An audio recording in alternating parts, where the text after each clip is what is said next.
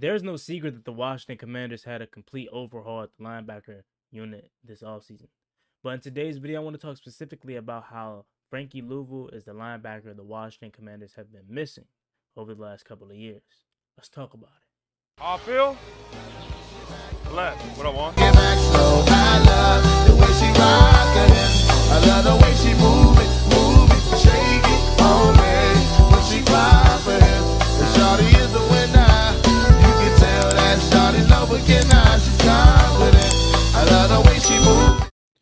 YouTube, what's going on? It's Gotti here. We another Washington Commanders video, and in today's video, I'm coming on here with a video where we're going to be talking about Frankie Luvu and the linebacker unit. So without further ado, let's get straight into today's video. But before we do, make sure you guys go down below, leave a like on this video, subscribe to the channel if you are new, turn on post notifications so you get notified when I upload new videos like this to the channel.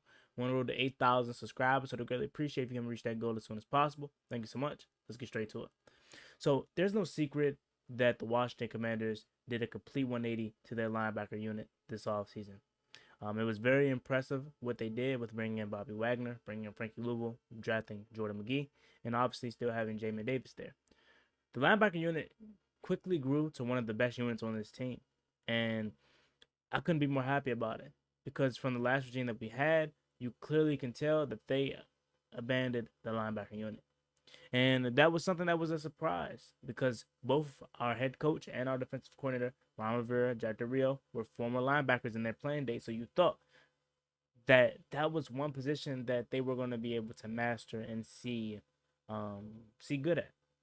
Now, they did try to draft Jamin Davis, but looking back on that, did they reach? Definitely. He was a projected third, fourth round pick, but because he blew them away at the draft combine and the pro day, and he had the military background, that they felt this need that they needed to get him in the first round.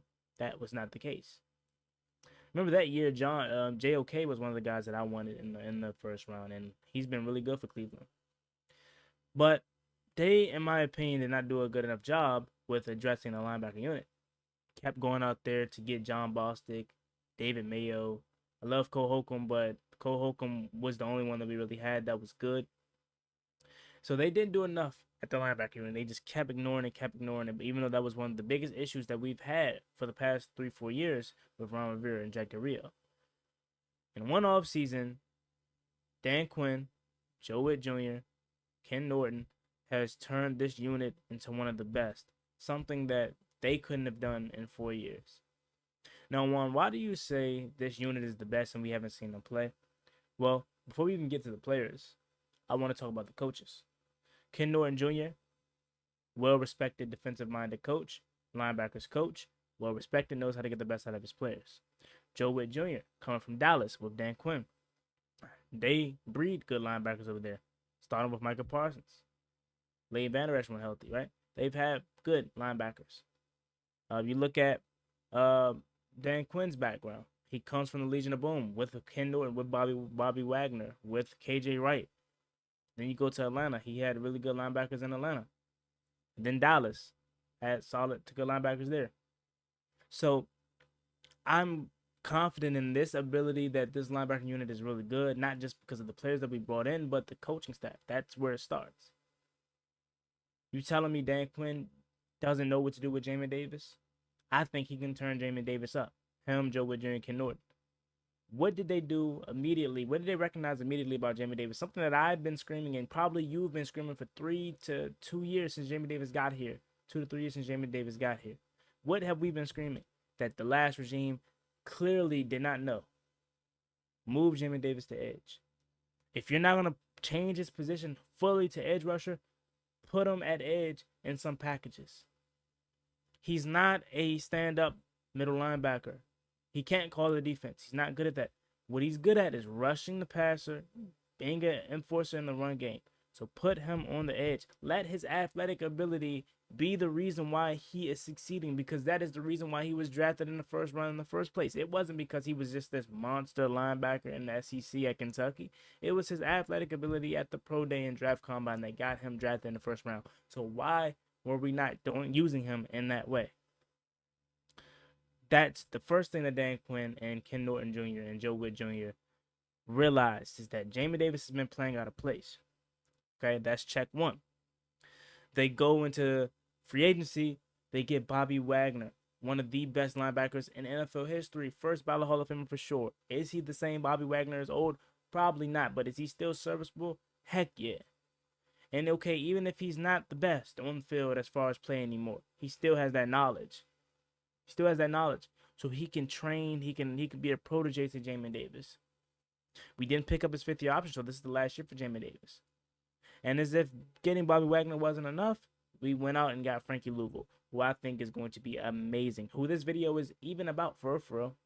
I think Frankie Luvu is the missing piece that we have been missing in Washington, the linebacker unit. He has the swagger. He has the mentality of a dog. Quick, fast, has ball skills, has coverage skills, has downhill enforcer skills. He has it all. The tattoos with the swag, the visor, like he has it all. And we've been missing that. We haven't had a dog at linebacker since when? Dare I say London Fletcher? I like Cole Holcomb, right? I like Cole Holcomb a lot. I was one of Cole Holcomb's biggest supporters. But if we're talking about true dog, I want to say it hasn't been. It's been a while. It's probably been since London Fletcher. If I'm missing somebody, God forbid me right now, because I can't think. But London Fletcher's the last guy that I could think of us having a legit dog in the middle of that defense. Frankie Luvu can be that. Not only can he be that because of his skill set, but his age. He's not that old. So this doesn't have to be a one and done year, right? This can be something where Frankie Luvu is around for a while.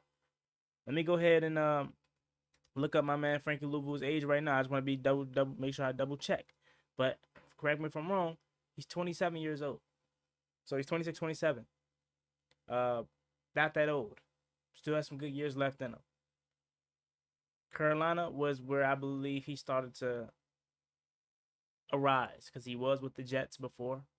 But Carolina's when he started to come into himself. And I think here, he's going to be the enforcer and be the leader of this locker room.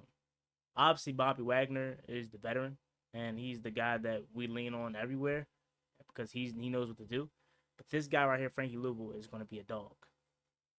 Him, Jamin Davis, Bobby Wagner, and Jordan McGee. We have 4 capable linebackers. Really 3, because we don't know what Jordan McGee is, but a lot of people want to make the comparison to Jordan McGee to Dre Greenlaw of the 49ers. And that can be really good. Think about it. Adam Peters, right? Adam Peters, linebackers from the 49ers. I forgot to even mention him when I was talking about how good of a linebacker eye we have on the staff. He has a linebacker eye. Dre Greenlaw, late round. Fred Warner, late round. Those 2 people are one of the best linebackers in the NFL. Fred Warner, probably the best linebacker in the NFL right now. So, I think we're in good hands regardless of the players, but more specifically, the people above them. I think Jordan McGee is going to be really good because of the track record that Adam Peters has at drafting late round linebackers. Frankie Luvu coming into his own with Carolina and now looking for a better opportunity here in Washington with better coaches. And that's why I'm excited for what he brings to the table, because I think himself is going to be a leader on this defense. Today's video and all videos moving forward is sponsored by SeatGeek. Do you want to go to a sporting event or a concert coming up? Well, SeatGeek is the place for you, as they put all the tickets across the web into one interface. Affordable interface. They rate their seats from green to red, so you know if you're getting a good deal. And right now, live, you can use promo code JuanGotti to get $20 off your first purchase. And the more you guys use this code, we're working our way to a new code where you get $10 off any purchase at any time, and you can use that code multiple times. But first, we have to use this $20 code so SeatGeek can see that Juan Gotti's fan base is coming strong. I'm telling you guys, it's a deal that you can't get anywhere else. $20 off your first purchase. You already know them tickets are expensive. You already know parking is expensive. So why not make $20 off, so save $20 in your pocket that you can use on parking, on food, elsewhere, or even gas. So go ahead and waste no more time and punch in that $20 code Juan Gotti on SeatGeek so you can get that percentage off. Y'all have a blessed one. Stay safe. As always, me, boy, Juan Gotti. Like, comment, and subscribe to the Washington Commanders. We're on the road to 8,000 subscribers. We greatly appreciate if you can reach that goal as soon as possible. Thank you so much. Have a blessed one. Stay safe. Peace.